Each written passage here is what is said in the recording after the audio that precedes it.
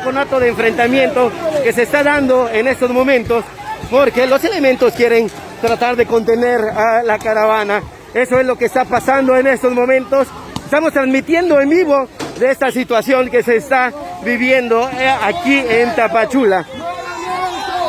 ¡No hagan eso! ¡No hagan eso! ¡No lo hagan!